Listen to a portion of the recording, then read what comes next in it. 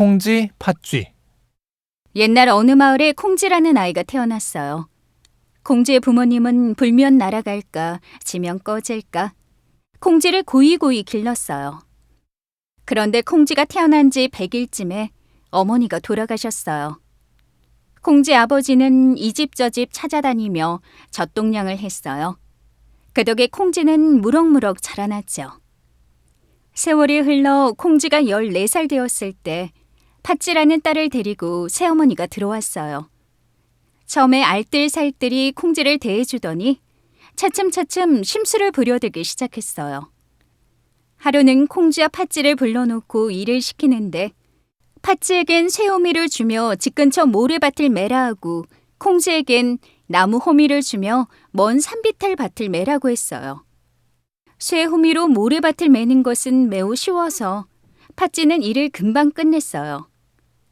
콩쥐는 열심히 나무 호미로 산비탈 밭을 메고 있었지만 호미가 똑 부러지고 말았어요. 콩쥐는 철퍼덕 주저앉아 엉엉 울고 말았어요. 그때 하늘에서 검은 수가 내려 말했어요. 콩쥐야, 저기 냇가에 가서 손 씻고 발 씻고 얼굴 씻고 천천히 돌아오너라. 콩쥐가 냇가에 가서 손 씻고 발 씻고 얼굴을 씻을 동안 검은 소가 넓은 산비탈 밭을 다 메워주었어요. 이듬해 봄 콩쥐 외갓집에서 잔치를 열었어요. 콩쥐가 잔치에 가려고 하자 새어머니는 자신이 대신 가겠다며 콩쥐에게 밑빠진 독에 물을 가득 채워놓기, 말린 벼 석섬을 찧어놓기, 배를 짜놓는 일을 시키곤 일을 다 마친 후에 오라고 했어요. 콩쥐는 어쩔 수 없이 물동에 물을 길어다 큰 독을 채우기 시작했어요. 하지만 밑빠진 독이라 채워도 끝이 없었어요. 콩쥐는 그만 지쳐 쓰러져 엉엉 울고 말았어요. 그때 두꺼비가 엉금엉금 기어 말했어요. 내가 밑 빠진 곳을 막을 테니 어서 물을 채우셔요. 두꺼비 덕에 콩쥐는 겨우겨우 밑빠진 독에 물을 채웠어요. 물을 다 채운 콩쥐는 벼 석섬을 찢기 시작했어요. 하지만 양이 너무 많아서 해도 끝이 나질 않았답니다. 그때 하늘에서 수천 마리의 참새떼가 벼 위로 내려앉았어요. 제일 앞에 있던 참새가 콩쥐에게 말했어요. 걱정 마세요. 저희라면 순식간에 해결할 수 있답니다. 얼마 지나지 않아 누렇던 벼 석섬은 뽀얀 쌀로 변했답니다. 이제 배 한 피를 짜놓을 차례였어요. 하지만 아무리 배를 잘 짜는 사람이라도 하루 만에 배 한 피를 짤 수는 없답니다. 어떻게 해야 할지 몰라 주저앉아 있던 콩쥐 위로 하늘하늘 선녀가 내려와 배틀에 앉았어요. 선녀는 순식간에 배 한 피를 짜놓았어요. 나는 하늘에서 배를 짜는 직녀란다. 어서 잔칫집에 다녀오렴. 선녀는 콩쥐에게 고운 옷 한 벌과 예쁜 꽃신을 주며 말했어요.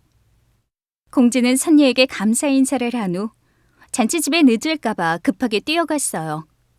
콩쥐는 너무 급하게 뛰어가느라 꽃신 한 짝이 벗겨진 줄도 몰랐어요. 꽃신 한 짝은 개울물을 따라 흘러가다가 풀숲에 걸렸어요. 마침 그곳을 지나던 원님이 꽃신을 발견했답니다. 이리도 아리따운 꽃씨는 본 적이 없구나. 누가 잃어버렸을꼬? 원님은 나졸에게 꽃신의 주인이 누구인지 찾아보라 일렀어요. 나졸들은 꽃신 주인을 찾아 나섰다가 잔치집에 도착했답니다. 아가씨들은 원님이 꽃신 주인을 찾는다는 말에 너도 나도 앞다투어 나섰어요. 새 어머니와 팥쥐가 나서고 마을 처녀와 안악들이 나섰지만 그 누구의 발에도 꽃신은 맞지 않았어요. 마지막에 콩쥐가 발을 대보니 열쇠와 자물쇠처럼 꼭 맞았답니다. 나졸들은 신바람이 나서 콩쥐를 원님에게 데려갔어요. 원님은 콩쥐가 한눈에 마음에 쏙 들어 부인으로 맞아들였어요. 콩쥐는 원님이 마련해준 별당에서 지내게 되었어요. 별당 안엔 온갖 꽃이 피어나 향기를 내뿜고 한쪽엔 커다란 연못이 있었죠.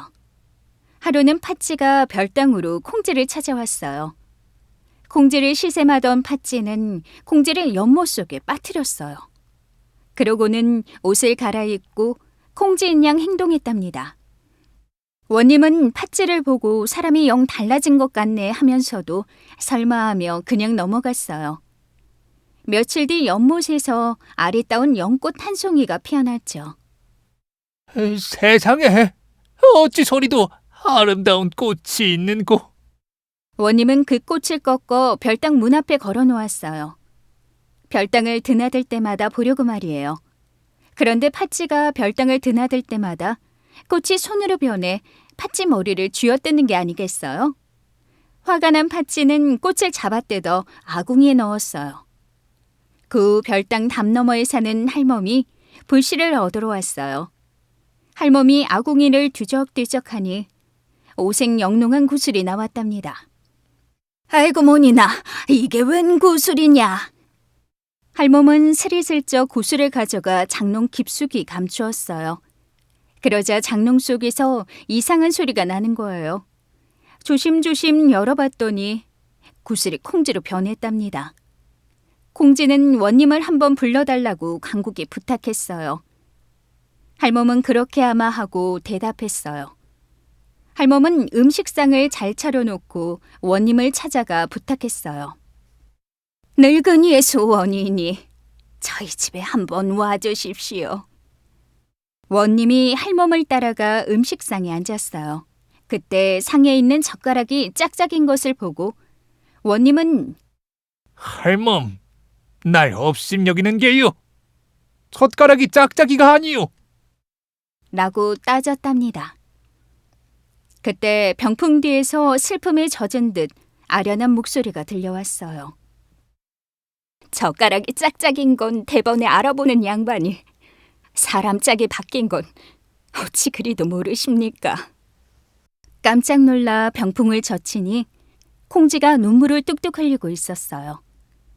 원님은 콩쥐에게 그동안 있었던 이야기를 들었어요. 즉시 나졸들을 시켜 연못물을 퍼내고 콩쥐를 건져내었어요. 콩쥐를 양지 바른 곳으로 옮겨 햇볕을 쬐고 신선한 바람을 마시게 한 뒤 오색영롱한 구슬을 가져다가 몸에 대고 쓱쓱 문지르자 나갔던 혼이 들어오듯 콩쥐가 불쑥 살아났어요. 그걸 지켜보던 팥쥐는 놀라서 악! 외마디 비명을 지르며 쓰러졌답니다. 원님을 속이고 콩쥐를 물에 빠뜨린 죄로 팥쥐는 칼을 쓰고 감옥에 갇혔어요. 곧 콩쥐에게 심하게 대하던 새어머니도 함께 벌을 받았답니다.